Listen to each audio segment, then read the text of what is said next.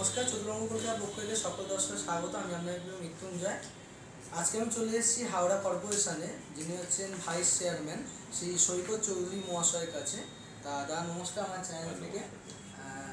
এত সুন্দর যে হাওড়ায় যে 2011 পরে ইলেকশনের পর থেকে মমতা বন্দ্যোপাধ্যায় আদেশে যে এত সুন্দর যে কাজ চলছে, এই সম্বন্ধে হাওড়াবাসীদের এবং আমার দর্শকদের কিছু বলেন। আমরা সকলেই জানি 2011 সালের আগে পর্যন্ত হাওড়া শহরে উন্নয়ন কোনো কিছু হয়নি। সারা হাওড়া শহর কেন বলবো, সমস্ত পশ্চিমবঙ্গের উন্নয়ন কী জিনিস কিন্তু বাংলার মানুষ জানতেন না।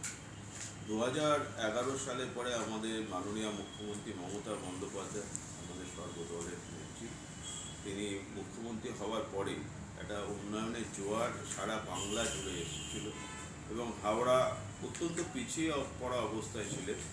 উনি আলাদাভাবে হাওড়ার জন্য যত্ন নিয়েছিলেন এবং সেই সময় যখনই আমাদের নতুন করে বোর্ড ফর্ম হলো 2011 থেকেই মমতা দিদি আমাদের সমস্ত রকম সাপোর্ট দিয়ে গেছেন। তারপরে 2013 ডিসেম্বরে আমাদের নতুন বোর্ড ফর্ম হয়। সেখান থেকে দুহাত ভরে তিনি হাওড়ার উন্নয়নের জন্য আমাদেরকে দিয়েছেন। হাওড়া উন্নয়ন একটা অন্য পর্যায়ে তিনি নিয়ে চলে গেছেন। এটা সর্বতভাবে আমরা আমাদের মাননীয় মুখ্যমন্ত্রীর কাছে চিরকৃতজ্ঞ যে হাওড়াবাসী হিসেবে এবং সমস্ত হাওড়ার উন্নয়নে তিনি যেভাবে তার আশীর্বাদের হাত তিনি বাড়িয়ে দিয়েছেন। আর আমাদের হচ্ছে এই যে আমরা বাইরের যে স্টেটগুলো আছে সেগুলোতে আমরা দেখতে পাচ্ছি যে বাঙালির উপর একটা অত্যাচার চালু হয়েছে। এটা বিজেপি শাসিত রাজ্যগুলোতে বাংলা বললে বলা হচ্ছে বাংলাদেশি বা বাংলা কোনো ভাষা নয়। এই ব্যাপার নিয়ে আপনার যদি ব্যক্তিগত মতামত। কাদের নিয়ে কথা বলবো? যারা কবিগুরু রবীন্দ্রনাথ ঠাকুরের নাম শোনেন, যারা বঙ্কিমচন্দ্র চট্টোপাধ্যায়ের নাম শোনেন, যারা জানে না আমাদের জাতীয় সঙ্গীত কোনটা বা জাতীয় স্তোত্র কোনটা, সেটাই যারা জানে না এবং সেটা কোন ভাষায় পড়া, সংস্কৃত এবং বাংলার মিশেলে কবিগুরু রবীন্দ্রনাথ ঠাকুর আমাদের জাতীয় সঙ্গীত জনগণ মন পড়েছিলেন, লিখেছিলেন। আর তার পরবর্তীকালে তার আগে আমাদের বঙ্কিমচন্দ্র চট্টোপাধ্যায় যেটা আনন্দমঠ থেকে নেওয়া হয়েছিল, সেটা আমাদের বন্দে মাতরম, সেটা তো একটা আমাদের জাতীয় স্তোত্র। এই সম্বন্ধে যারা জানে না তাদেরকে কি বলার আছে? আসল সম্পূর্ণভাবে এরা বাংলা বিরোধী, বাংলা ভাষী বিরোধী, বাঙালি বিরোধী। বাংলার মানুষকে এরা কখনো দেখতে পারেন না। তার কারণ হচ্ছে আমাদের মাননীয় মুখ্যমন্ত্রী মমতা বন্দ্যোপাধ্যায় সারা ভারতবর্ষে বিজেপিকে সরানোর অন্যতম মুখ, যিনি এটা করতে পারেন, তার নাম মমতা বন্দ্যোপাধ্যায়। এবং আমাদের সর্বভারতীয় সাধারণ সম্পাদক অভিষেক বন্দ্যোপাধ্যায় যেভাবে বিজেপি সরকারকে,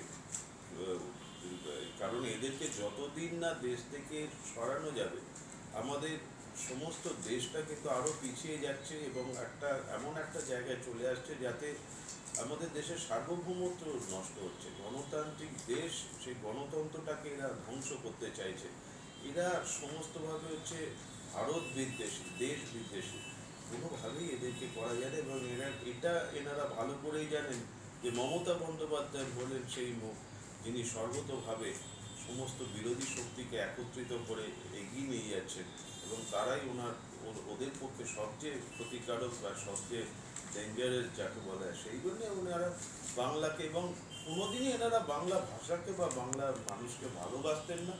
কোনো ভালোবাসা তো নয়, কোনোভাবেই বাংলার কোনো উন্নয়ন হলে কেউ বাংলার উন্নয়নকে এইভাবে আটকে দেয়। বাংলার উন্নয়নকে স্তব্ধ করে দেওয়ার জন্য তারা সর্বতোভাবে প্রথমে 100 দিনের, তারপর আবাসের টাকা, বর্তমানে পঞ্চায়েতের টাকা, 1,90,000 কোটি টাকার মতো পাওনা বাংলার। আমাদের মাননীয় মুখ্যমন্ত্রী আছেন বলেই, এরকম একজন মুখ্যমন্ত্রীকে বাংলার মানুষ পেয়েছেন বলেই আজকে 100 দিনের টাকা উনি দিয়ে যাচ্ছেন। উনি দিয়েছেন তাদেরকে, সেই গরিব শ্রমিকগুলোকে, বা যারা আবাসের অর্ধেক বাড়ি অবস্থা করে রেখেছিল তাদেরকে তিনি উদ্ধার করেছেন আবাসের টাকা দিয়ে। বা যাদের আবাসের টাকা আটকে গেছে, নতুন করে যারা আবাস করতে চাইছেন তাদের জন্য ব্যবস্থা করেছেন। এবং যেভাবে আমরা তো দেখছি এখন যে আমার পাড়ার আমার সমাধান যেটা প্রকল্পটা চলছে, এটা শুধুমাত্র বাংলা কেন, সারা ভারতবর্ষের মধ্যে সর্বকালের শ্রেষ্ঠ প্রকল্প। পরবর্তীকালে দেশ বুঝবে what Mamata Banerjee things today, India will think tomorrow. এটাই হচ্ছে মেন কথা, আর সেটাই প্রমাণ হচ্ছে। আগামী দিনে তো আমাদের 2026-এ হচ্ছে ইলেকশন আসছে। ইলেকশনে আপনার মানে নিজস্ব মতামত কি? মমতা বন্দ্যোপাধ্যায় বা আমার তৃণমূল দল কত ভোটে কি জিততে পারে? তার মধ্যে মতামত দেওয়ার কোনো ব্যাপার আছে? কারণ বাংলার মানুষ মমতা ব্যানার্জিকে চান, বাংলার মানুষ বাংলার উন্নয়নকে আরও এগিয়ে নিতে চান তাকে রেখে। সুতরাং যেখানে মমতা ব্যানার্জি রয়েছেন, যেখানে অভিষেক ব্যানার্জি আছেন, সেখানে এরা কারা? এদেরকে কোনোভাবেই বাংলার মানুষ কোনো রকমই সহায়তা করবেন না। 2021-এ যেভাবে জিতেছি তার চেয়ে আরও অনেক বেশি ভোট, আরও অনেক বেশি বিধানসভা আপনার নিয়ে চলে আসবে, এটাই মেন কথা। আচ্ছা, কালকে তো গণেশ পুজো। তা গণেশ পুজো যদি আপনি হাওড়াবাসী বা আমাদের গোটা গোটা পশ্চিমবঙ্গবাসী যদি কিছু শুভকামনা জানান। শুভকামনা, গণেশ পুজো মানে আমরা আমাদের সকলের অত্যন্ত প্রিয় হচ্ছে গণেশ।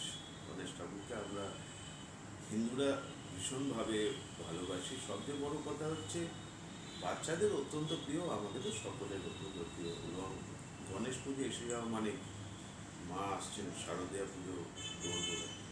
সুতরাং আর গণেশ হচ্ছেন মানে কী বলবো আমাদের অর্থের মানে অন্যতম প্রতীক।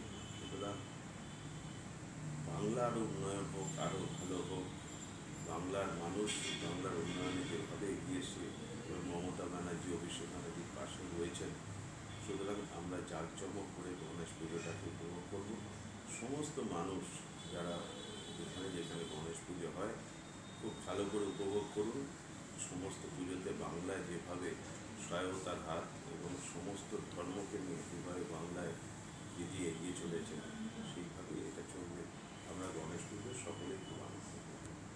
অনেক ধন্যবাদ আমার চ্যানেলে আপনার অমূল্য সময় দেওয়ার জন্য। আপনাকে ধন্যবাদ আমার সঙ্গে থাকার জন্য। আপনারা ভালো থাকুন, সুস্থ থাকুন, গণেশ পুজোটা ভালোভাবে কাটান আপনারা, সুন্দর দিনটা। আর আগামী ভিডিওতে আপনার সঙ্গে আবার দেখা হচ্ছে। নমস্কার, ভালো থাকুন।